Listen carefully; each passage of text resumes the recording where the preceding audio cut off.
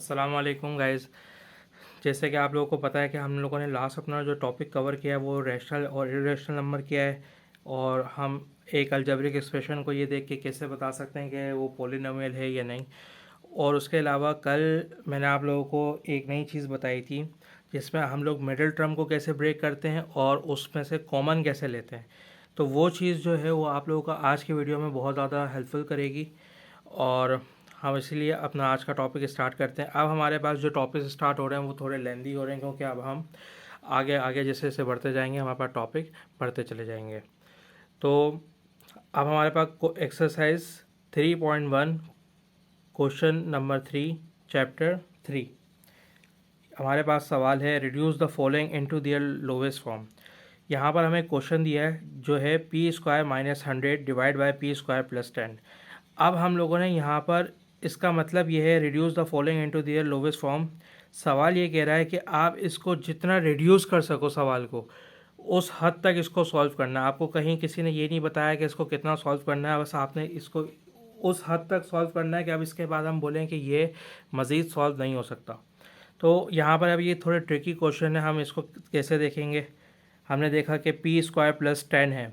अगर यहाँ पर भी हमारे पास पी स्क्वायर प्लस 10 हो जाता तो हम लोग आपस में दोनों को काट देते, कैंसिल कर देते, और हमारे पास उसकी जगह एक 1 आ जाता। तो उसको देखने के लिए हम लोगों ने यहाँ पर एक वर्किंग करी कि solution P square minus 100 P square plus 10। यहाँ पर मैंने एक लाइन लिखी कि ऐड और माइनस, यानी कि मैं नोमिनेटर में ऊपर वाली टर्म में एक प्लस और माइनस 10 ऐड करूँगा। P square minus 100 as it is आ गया, पी स्क्वायर प्लस 10 ये भी क्वेश्चन का हिस्सा था। जो हमारे पास न्यू चीज़ ऐड हुई वो हमारे पास क्या हुआ, प्लस 10 माइनस 10। प्लस 10 माइनस 10 हमारे पास ऐड हुआ, जो कि मैंने खुद ऐड किया। अब अगर ये देखें आपस में कैंसिल हो जाए तो ये दोबारा से मेरे पास यही क्वेश्चन बन जाएगा। इसका मतलब यहाँ पर कोई मैथ का रूल ब्रेक नहीं हुआ। अब मैंने पी स्क्वायर यहाँ पर रखा और प्लस 10 को इसके साथ यहाँ पर अंदर कर लिया, माइनस 100 और माइनस 10 एक साथ कर लिया। ठीक है, नीचे हमारे पास एज इट इज़ ऐसे ही चलता हुआ आ रहा, पी स्क्वायर प्लस 10 और पी स्क्वायर प्लस 10 ये मेरे पास नीचे है, लेकिन अभी ये आपस में कैंसिल आउट नहीं हो सकता क्योंकि नोमिनेटर में हमारे पास मज़ीद टर्म है, माइनस 100 माइनस 10 माइनस 110। अब पी स्क्वायर प्लस 10 जो है मैं इसके नीचे भी कंसिडर कर सकता हूँ और इसके नीचे भी कंसिडर कर सकता हूँ। मैंने इसको एक्सपेंड फॉर्म में इस तरीके से लिख लिया कि ये पी स्क्वायर प्लस 10 इस पी स्क्वायर प्लस 10 के नीचे भी है और पी स्क्वायर प्लस 10 माइनस 110 के नीचे भी है। तो अब मैंने यहाँ से इसको आपस में कैंसिल किया, तो मेरे पास जब ये कैंसिल हुआ तो आंसर बचा 1 माइनस एज इट इज़ आ गया 110, और डिवाइड फॉर्म में पी स्क्वायर प्लस 10 ये मेरा आंसर हो गया।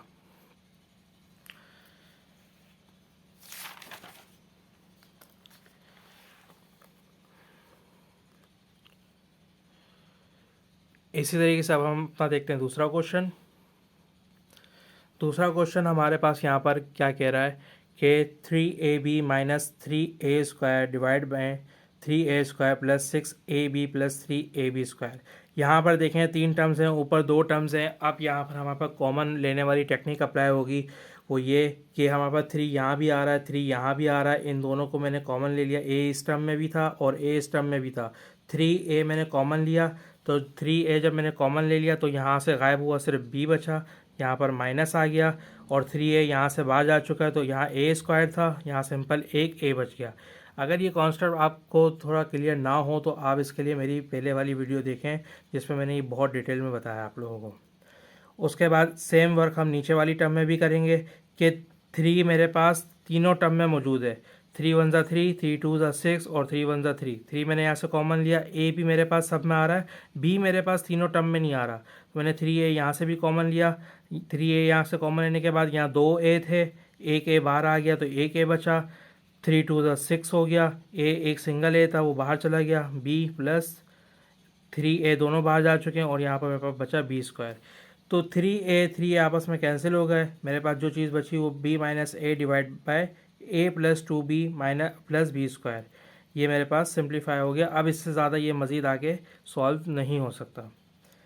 अब क्वेश्चन नंबर हमारे पास आता है 3, a minus B divide by a plus B multiply a square plus ab divide by 2a square minus 2b square.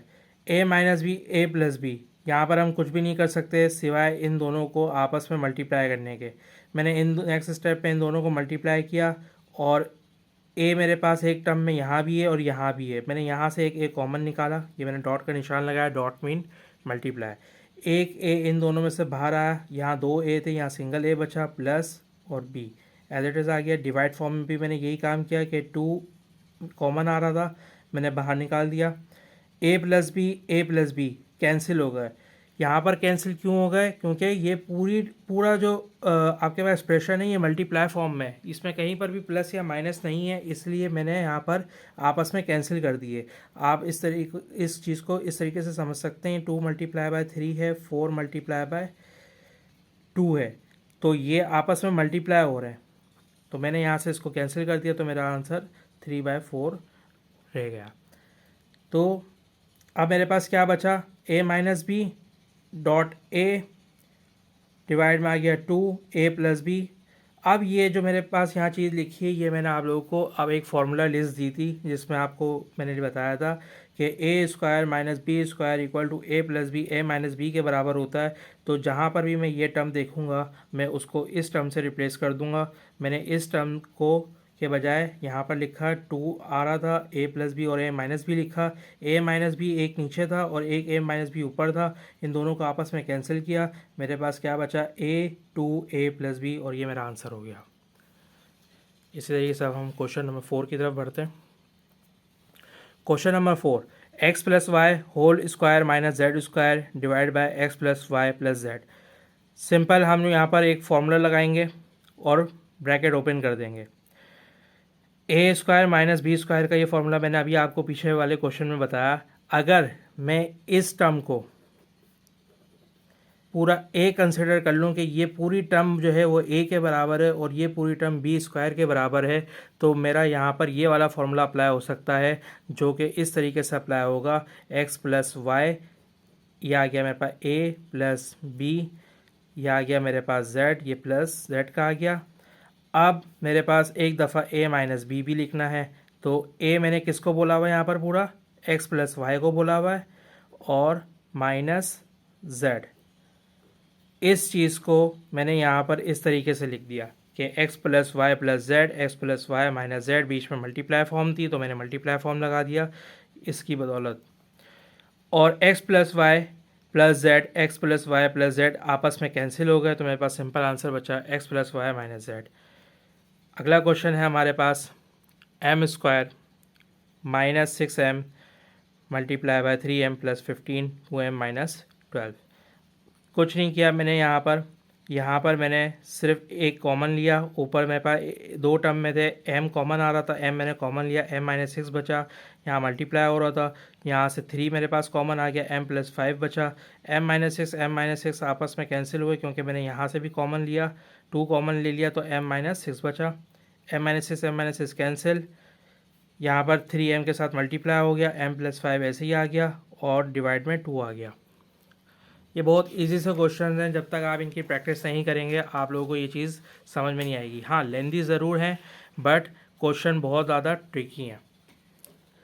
अब इसमें नेक्स्ट क्वेश्चन है 4t square minus 36t plus 80 divide में है हमारे पास 4t minus T square multiply by 5 minus T. तो यहाँ पर आप लोगों ने सबसे पहले तो एक काम ये किया कि ऊपर देखा आते हैं कि ये सारे नंबर जितने भी कोफिशिएंट लिखे हुए हैं सब 4 के टेबल में आता है, आपने 4 से कॉमन ले लिया, कि 4 आपने लिखा बाहर, यहाँ से 4 हट गया, टी स्क्वायर माइनस 4 9 36 होता है, 4 20 80 होता है, ये आपने इस तरीके से कॉमन ले लिया। अगर मैं ब्रैकेट को दोबारा इससे मल्टीप्लाई करूँगा 4 से तो मैं दोबारा इस टर्म पे आ जाऊँगा। यहाँ मैंने देखा कि मेरे पास इस टर्म में से टी कॉमन निकल रहा है, मैंने टी कॉमन ले लिया और ये चीज़ एज इट इज़ छोड़ दी। अब मैं नीचे वाली टर्म पे कोई वर्किंग नहीं करूँगा जब तक मेरी ऊपर वाली टर्म जो है वो सेट नहीं हो जाए। 4t square minus 5t minus 4t plus 20, ये चीज़ कैसे आई? यहाँ पर हम लोगों ने सहारा लिया मिडिल टर्म ब्रेक का। इसके लिए आप लोग मेरी एक वीडियो डिटेल में देख लीजिएगा, आप लोगों को ये समझ में आ जाएगा कि हम इसको मिडिल टर्म को कैसे ब्रेक करते हैं। मिडिल टर्म ब्रेक हमने 9 को ब्रेक किया -5 और -4 में, कि मैं इनको प्लस करूँगा तो ये दोबारा मेरे पास 9 बन जाएगा और 5 4 मल्टीप्लाई करूँगा तो ये 20 बन जाएगा। उसके बाद अब हमारे पास दो दो की पेयरिंग हो गई, जैसे हम मिडिल टर्म ब्रेक करने के बाद पेयरिंग करते हैं कि यहाँ से टी कॉमन आ गया, टी माइनस 5 बचा, यहाँ मैंने एक टी लिखा, 4 मेरे पास पहले से ही चलता हुआ आ रहा, माइनस 4 कॉमन आ गया, टी माइनस 5 मेरे पास बचा, 4 5 ज़ा 20, दोबारा ऊपर वाला स्टेप आ जाएगा, और नीचे वाली टर्म मैंने एज इट इज़ रखी हुई है, सिर्फ अभी ऊपर वाली टर्म में मैं वर्किंग कर रहा हूँ। 4 भी मेरा बाहर ऐसे ही चलता हुआ आ रहा है। ये मेरे पास आपस में सेम थे, दोबारा मैंने कॉमन ले लिया टी माइनस 5, और अब बचा टी माइनस 4, ये एज इट इज़ यहाँ आ गया। उसके बाद अब मैंने एक चीज़ नोट की कि यहाँ पर मेरे पास टी माइनस 5 है, यहाँ मेरे पास टी माइनस 4 है, और नीचे वाली टर्म में अपोजिट है, यानी कि अगर मेरे पास 5 यहाँ पर नेगेटिव में तो यहाँ पर मेरे पास 5 पॉजिटिव में और टी नेगेटिव में। तो मैं अब ऐसा क्या करूँ कि मेरी वर्किंग आसान हो जाए। तो मैंने ये देखा कि मैं ऊपर में से इस वाले ब्रैकेट से भी माइनस को कॉमन ले लेता हूँ और इस वाले ब्रैकेट से भी माइनस को कॉमन ले लेता हूँ। मैंने यहाँ से जानबूझ के माइनस को बाहर निकाला ताकि मेरा -5 प्लस में हो जाए और माइनस पॉजिटिव टी मेरा नेगेटिव में हो जाए। इसी तरीके से जब मैंने यहाँ से माइनस कॉमन निकाला तो मेरे पास 4 पॉजिटिव में हो गया और टी नेगेटिव में हो गया, ताकि मैं अगर माइनस से दोबारा इस ब्रैकेट को ओपन करूँ तो -4 प्लस टी हो जाएगा। तो इसका मतलब यहाँ तक कोई रूल ब्रेक नहीं हुआ और मैंने डिनोमिनेटर वाली टर्म्स को अभी तक नहीं छेड़ा, वो एज इट इज़ चलती हुई आ रही हैं। माइनस माइनस आपस में सब मल्टीप्लाई हो रहे हैं, ये ब्रैकेट इससे मल्टीप्लाई हो रहा है, ये ब्रैकेट इस साइन से मल्टीप्लाई हो रहा है और ये इससे मल्टीप्लाई हो रहा है, सब आपस में एक दूसरे से मल्टीप्लाई हो रहे हैं। तो माइनस माइनस प्लस हो गया, मैंने नेक्स्ट स्टेप में नहीं दिखाया, 4 मेरे पास एज इट इज़ बाहर से चलता हुआ आ रहा है। तो अंदर क्या बचा, 5 माइनस टी, 4 माइनस टी, नीचे था T 4 minus T, 5 minus T, ये आपस में एक दूसरे से कैंसिल हो गया, 5 माइनस टी 5 माइनस टी से, 4 माइनस टी 4 माइनस टी से, और मेरे पास सिर्फ यहाँ पर एक टी बचा और 4 बचा, तो मेरा ये फाइनल आंसर हो गया। नेक्स्ट क्वेश्चन है हमारे पास ये x² माइनस 2x माइनस 3 और x2 माइनस x माइनस 2। यहाँ पर भी हमने वही वाला सेम पैटर्न फॉलो हुआ है। हम लोगों ने यहाँ पर मिडिल टर्म ब्रेक करी है, ऊपर डिनोमिनेटर में भी और न्यूमिनेटर में भी हम लोगों ने कॉमन लिए। कॉमन लेने के बाद आपस में जो चीज़ कैंसिल आउट हो रही थी वो हमने कैंसिल कर दिया। इसका सोल्यूशन यहाँ पर मौजूद है। अगर आप लोगों को कोई चीज़ ना समझ में आ रही हो तो आप लोग यहाँ से वीडियो को पॉज करके भी देख सकते हैं। ये बाकी के 8 और 9 क्वेश्चन जो भी है ये आपकी प्रैक्टिस के लिए है। अगर आपको मिडिल टर्म ब्रेक नहीं आती है सॉल्व करना, तो आप मेरी एक वीडियो देखें जो मैंने आपको यहाँ पर ऐड कार्ड में ऐड कर दूँगा, आपको यहाँ ऊपर शो हो जाएगी। वो वीडियो मेरी लाजमी देखें मिडिल टर्म ब्रेक की, ताकि आपका ये कॉन्सेप्ट क्लियर हो जाए। इसी के साथ हम आज की वीडियो को अपना यहीं पर ख़त्म करते हैं। क्वेश्चन नंबर 3 था ये एक्सरसाइज 3.1 का। तो इंशाल्लाह अब इस क्वेश्चन नंबर हम 4 से स्टार्ट लेंगे नेक्स्ट वीडियो में। इसके साथ आज की हम वीडियो को ख़त्म करते हैं। कोई चीज़ अगर आपको ना समझ में आए तो आप मुझसे कमेंट सेक्शन और इंस्टाग्राम पे कांटेक्ट कर सकते हैं। शुक्रिया।